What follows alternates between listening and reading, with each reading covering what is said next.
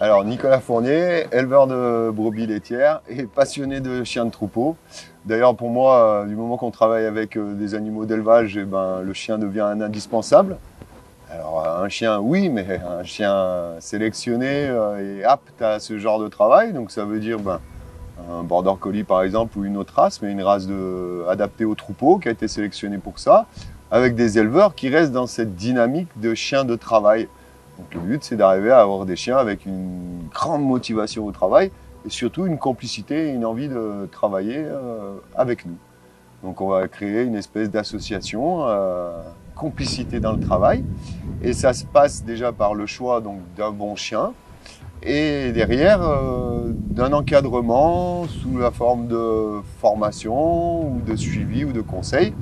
Et voilà, avec l'expérience, maintenant, au bout de 18 ans, après avoir été stagiaire, maintenant, à mon tour de dispenser ce que je sais et de partager tout ça, cette expérience, au travers de formations comme aujourd'hui, des formations qui sont destinées donc aux agriculteurs utilisateurs, bien sûr, avec un chien de troupeau, plus ou moins motivés, mais on s'adapte aux chiens.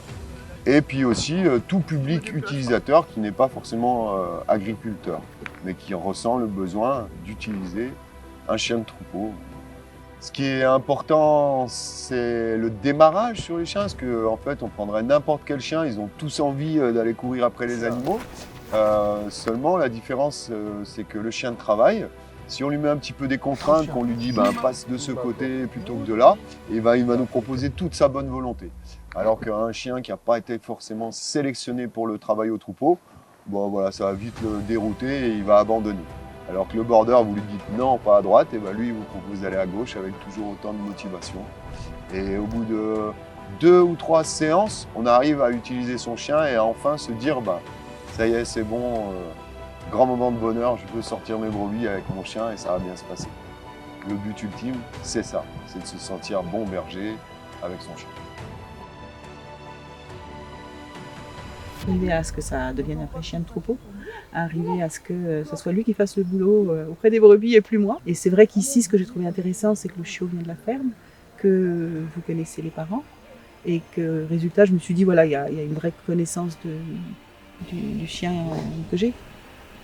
Donc je pensais que Nicolas était apte plus apte que d'autres peut-être à rectifier certaines difficultés que j'avais rencontrées. C'est pour ça. Donc c'est vrai que je fais beaucoup de route pour venir, mais je suis contente à chaque fois de le faire.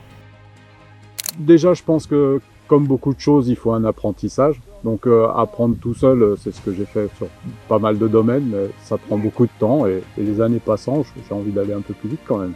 Je crois qu'aujourd'hui, j'ai envie de dissocier ce truc-là et plutôt essayer de retrouver quelque chose avec le chien et du coup avoir vraiment la panoplie du vrai berger, en plus du bâton, des brebis et le chien qui écouterait un petit peu quand même. Ça serait pas mal. Ouais. Et après, c'est à la portée vraiment de tout le monde de devenir champion chez soi avec ses brebis.